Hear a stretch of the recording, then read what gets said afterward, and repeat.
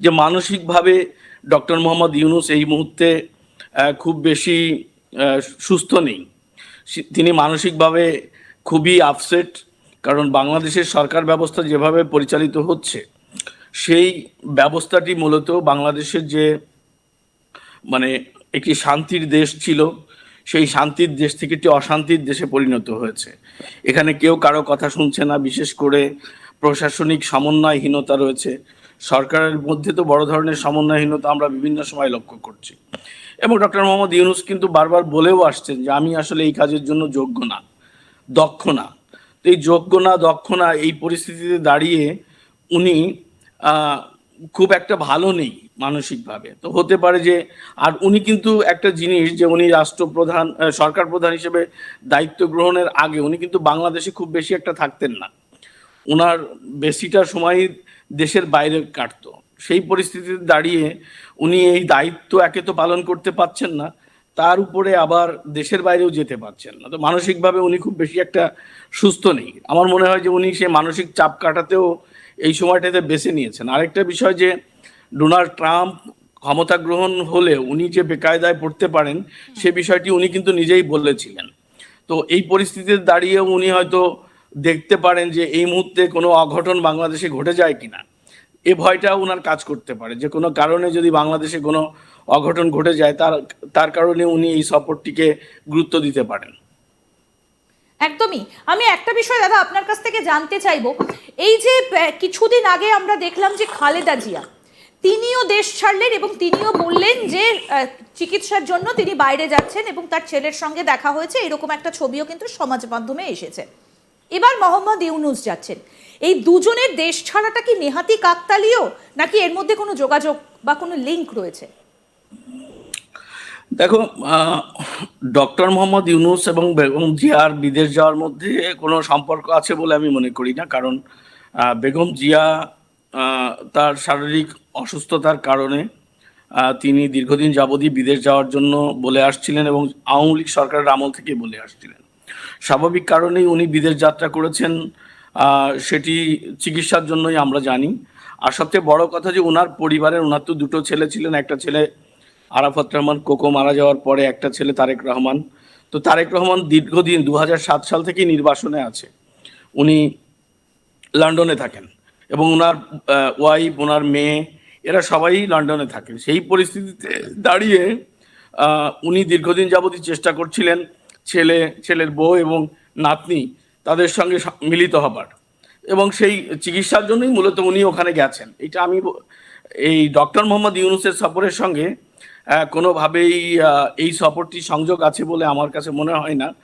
তারপরেও রাজনীতিতে তো শেষ কথা বলতে কিছু নেই, রাজনৈতিক সম্পর্ক থাকতেই পারে।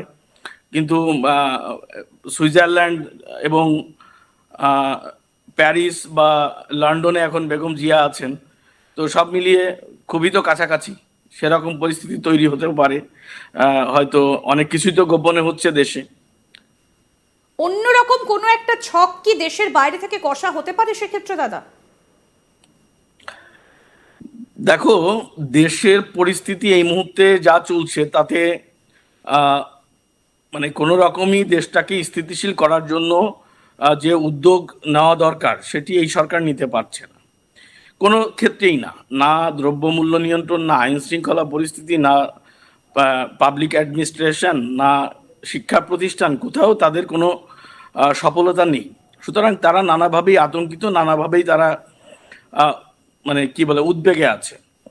এই পরিস্থিতিতে দাঁড়িয়ে নতুন কোনো পরিকল্পনা এই সরকার থেকে করে সেটা সফল হবে না।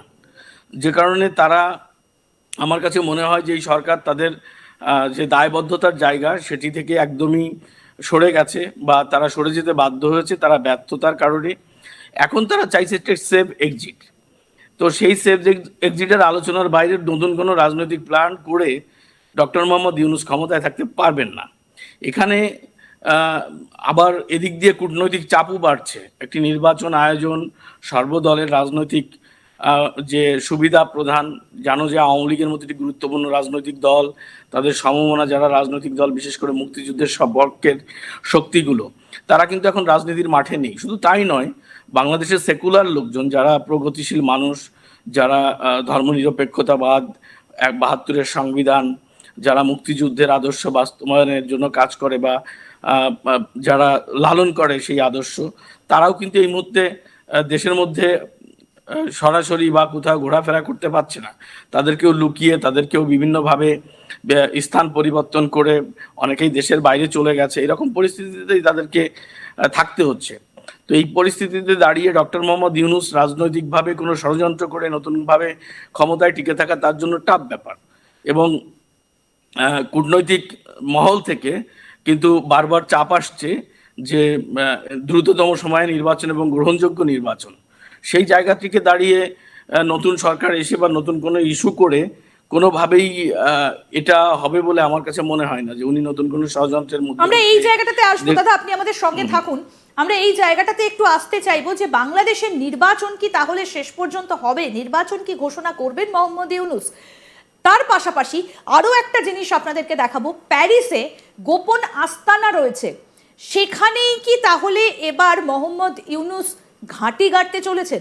প্যারিসে ডক্টর মোহাম্মদ ইউনূস দীর্ঘদিন যাবতই বসবাস করেন এবং তার সেখানে ফ্ল্যাট আছেন এবং তিনি তার যে ডক্টর দেখানো বা অন্যান্য ইস্যু এগুলো তিনি প্যারিসেই করেন, দীর্ঘদিন যাবতই করেন। সেই পরিস্থিতিতে দাঁড়িয়ে উনি যদি বাংলাদেশ থেকে উনি কোনোভাবে এক্সিট নিতে পারেন এবং সরকার থেকে ওনাকে সরে যেতে হয়, আমরা যতদূর খবর জানি উনি প্যারিসেই যাবেন এবং প্যারিসেই ওনাকে থাকতে হবে। তো সেক্ষেত্রে প্যারিসে উনি যে এখনই গোপন ডেরায় ঢুকে যাবেন এটা তো বলাটা মুশকিল। তবে সরকারে না থাকলে, যদি উনি আর দেশে না ফেরেন, তাহলে উনি প্যারিসে থাকবেন, এটা নিশ্চয়তা আমি বলতে পারি। আর দ্বিতীয়ত ওনার প্যারিসে যে ফ্ল্যাট আছে, যে বিষয়টি বললে যে ওনার গোপন, হ্যাঁ, ওনার প্যারিসে ওনার ফ্ল্যাট আছে, ওখানে উনি বসবাস করতেন দীর্ঘদিন যাবৎ এবং উনি ওনার যেসব অফিসিয়াল কাজকর্ম দেশের বাইরে, সেটা কিন্তু প্যারিস থেকে নিয়ন্ত্রিত হয়। দাদা, একটা খবর আমরা পাচ্ছি সূত্র মারফত যে বাংলাদেশে যখন মোহাম্মদ ইউনূস তিনি ক্ষমতা গ্রহণ করলেন, তত্ত্বাবধায়ক সরকারের মাথায় যখন আগস্ট মাসে তাকে বসানো হলো, সেই সময় যারা বাংলাদেশে এসেছিলেন, থাকতে শুরু করেছিলেন, তারা নাকি অনেকেই আবার বাংলাদেশ ছেড়ে অন্যত্র চলে গেছে।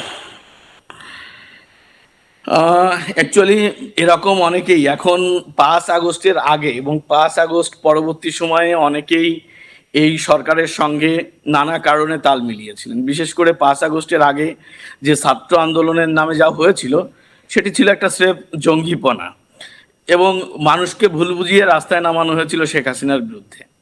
তো শেখ হাসিনা দেশ ছাড়ার পর সেখানে নতুন করে মানুষের সামনে যে ইস্যুগুলো চলে এলো, সেখানে দেখা গেল যে একটি মানে পরিকল্পিতভাবে এই একটি নির্বাচিত সরকারকে উৎখাত করে এই সরকার এসেছে এবং ডক্টর মোহাম্মদ ইউনূস তার জাতিসংঘের যে অধিবেশনে যোগদান করে সেখানে তিনি প্রথম স্বীকার করলেন যে বাংলাদেশের 4-5 বছর ধরে পরিকল্পনা করে এই আন্দোলন সফল করেছেন তারা। ইভেন তার একজন উপদেষ্টা বললেন যে এই হত্যাযজ্ঞ যেটি হয়েছে জুলাই আগস্টে, সেই হত্যাযজ্ঞের ব্যবহৃত যে রাইফেল, স্নাইপার, সেই স্নাইপারটি বাংলাদেশের কোনো বাহিনী ব্যবহার করে না।